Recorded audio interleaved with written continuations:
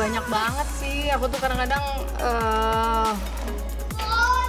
ya ini kan seperjalanan misalkan pernikahan gitu, semuanya juga nggak selalu mulus. Tapi bagaimana kita bisa ngejalannya bareng-bareng dalam keadaan suka maupun duka gitu. Jadi tetaplah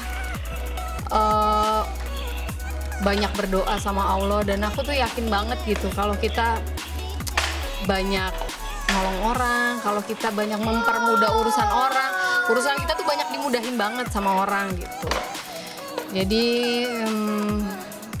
beberapa tahun lalu atau 2 tahun lalu itu yang sempet aku lagi ngebangun, mau di stop tapi nggak tega, lagi pandemi, bagaimana nanti tukang makannya gitu kan, bagaimana hidupnya mereka, bagaimana bangunan ini, tapi cashnya kita udah makin tiris, sedangkan aset ada tapi nggak mungkin dijual cepet gitu kan. Jadi ya semua tuh bener-bener banyak mikir, tapi ya udahlah, Ustadz cuma kasih tahu aku jangan pernah kurangin hak-haknya mereka, ya hak-haknya karyawan, orang yang kerja sama kita, nggak apa-apa lah. Kita tuh bener-bener kayak nyari dari mana aja, berusaha dari mana aja, tapi yang penting mereka tuh makannya, apanya terpenuhi. Dan alhamdulillah dari situ ternyata tuh Allah kasih bukain pintu rezeki yang luas banget, semuanya dimudahin. Ya saat itu sempat jualan facial barengan Ustadz sampai ke luar kota gitu. Wah, itu ngerasain banget kayak yang setiap hari ini, ayo Bi, semangat, kita coba tawarin ke sini ya, kita tawarin ke sini ya. Itu yang bener-bener begitu gitu. Tapi alhamdulillah semuanya mudah, malah kalau Allah kasih banyak hadiah gitu ternyata dari buah kesabaran. Karena aku orangnya sama Ustadz bukan yang suka nggak bisa gitu minjem sama orang tuh, nggak bisa gitu. Nggak apa-apa, berjuang aja, ayo kita mulai pelan-pelan gitu. Iya, perjuangan banget lah. Ya, kalau masalah ujian finansial kan alhamdulillah dari abis nikah gitu kan, alhamdulillah Allah kasih rezeki berlimpah. Sampai dengan waktu itu memang karena pandemi yang tidak diprediksikan, dan mungkin bukan ujian aku aja, seluruh dunia itu kan. Jadi berasa ringannya adalah karena ya ini kita ngerasainnya semuanya kok, seluruh dunia gitu. Jadi ya udah tetap bersyukur aja. Dan aku tuh nggak berhenti di tiap sholat malam tuh aku minta sama Allah, ya Allah kasih aku ide, harus gimana lagi, harus bagaimana, karena aku bukan cuma hidup berdua sama suami dan sama anak-anak gitu kan, tapi aku juga punya orang-orang yang kerja untuk kita, yang mereka juga punya keluarga, ada anak-anak asuh juga gitu. Bagaimana ya Allah menuhin semua ini? Ya ternyata Allah kasih gitu jawabannya, walaupun gak diomongin malam itu ya, tapi ternyata ada ini, ada itu, ada ini, ada itu gitu. Jadi ya Masya Allah banget itu udah berarti udah gini ya, berarti Allah tuh akan kasih apa yang kita butuhkan gitu. Jadi nggak perlu khawatir. Makanya aku sekarang ini udah kalau ada lebih apa, aku juga sama Ustadz kan yang oke, yaudah kita coba bantu, oke udah kita begini. Dan sekarang tuh kita bikin usaha kecil-kecilan gitu ya, kita kembangin lagi. Kenapa? Karena supaya banyak orang yang kerja, karena banyak banget yang kehilangan pekerjaan. Dan aku sama Ustadz tuh benar-benar pengen buka lapangan pekerjaan gitu biar banyak bantu orang. Titik terendahnya ya, itu pas mertua meninggal itu ya, aku tuh itu tuh kan satu rumah kena ya. Jadi si mbak-mbak kena, Abang Sultan, terus mertua. Yang nggak kena tuh cuma yang jaga pintu rumah, Ustadz sama asisten Ustadz, sisanya kena. Aku harus diungsiin karena aku udah kena duluan, jadi aku diungsiin sama anak-anak.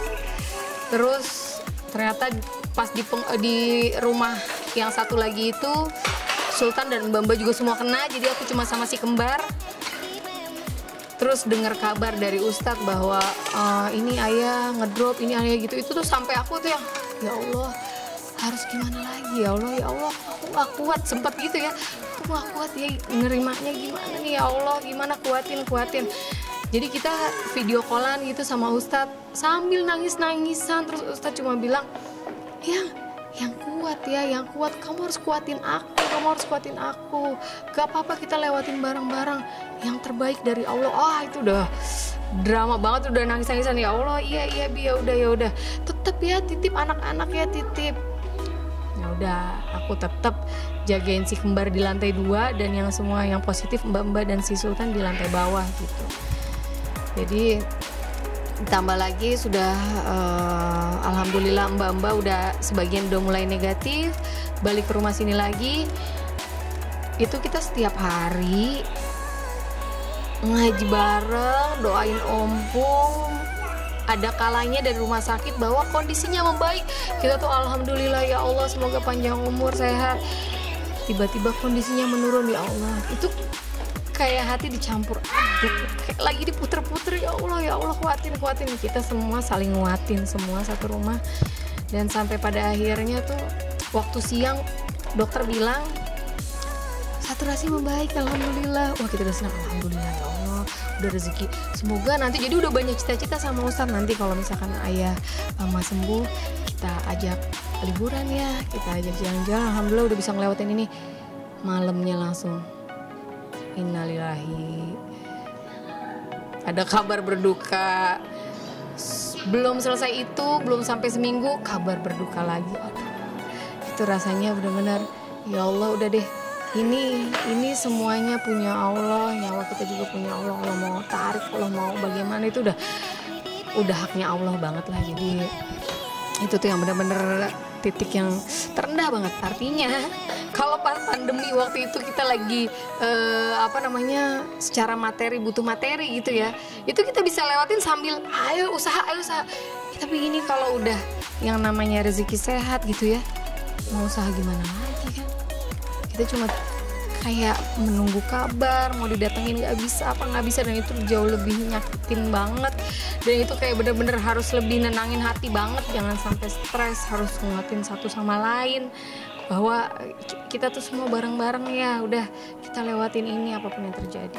Tetap ya berusaha, berdoa, sisanya kita tawakal. Pokoknya Allah yang paling tahu. Kalau saat itu memang harus diuji, ya kita nikmatin aja, karena tiap orang yang diuji bersabar berarti Allah ada sama dia. Terus kalaupun memang kita nggak diuji, dikasih kenikmatan, jangan sampai lupa nginjek bumi gitu ibaratnya. Tetap harus baik sama orang, harus tetap banyak sedekah, tetap berdoa juga. Semoga dari kecukupannya kita, orang juga bisa menikmati gitu. Yang selalu bisa menghibur, yang selalu bisa menguatkan aku gitu. Tapi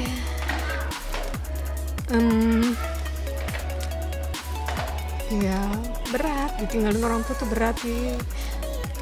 Ditinggalin orang tua tuh kayak kita belum cukup untuk nyenengin orang tua gitu, tapi waktunya udah time's out gitu ya, udah kayak gitu. Jadi ya Allah, bagaimana lagi? Tapi Ustaz selalu bilang kalau emang kita udah kepisah kayak gini sama orang tua, kamu bisa tetap kirimin doa, kamu bisa tetap ngebahagiain Baba di sana tuh gitu. Aku juga kadang-kadang sebenarnya kayak menghindari banget ke tempat makan favorit Baba, menghindari banget lihat makanan favorit Baba, menghindari banget untuk mengingat gitu, karena setiap aku sholat terus aku ingat mukanya gitu, ingat pelukan terakhir Baba tuh, aku bakalan langsung yang ya Allah, aku rindu banget gitu, rindu banget. Sampai hari ini teh masih menghindari itu? masih banget. Dan aku tuh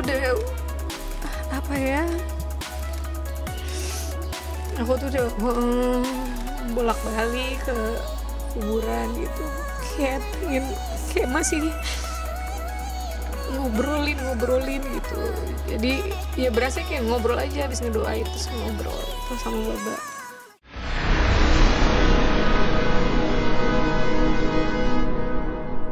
Jadi jangan lupa untuk subscribe Cumi Cumi. Ditekan ya tombol lonceng merahnya.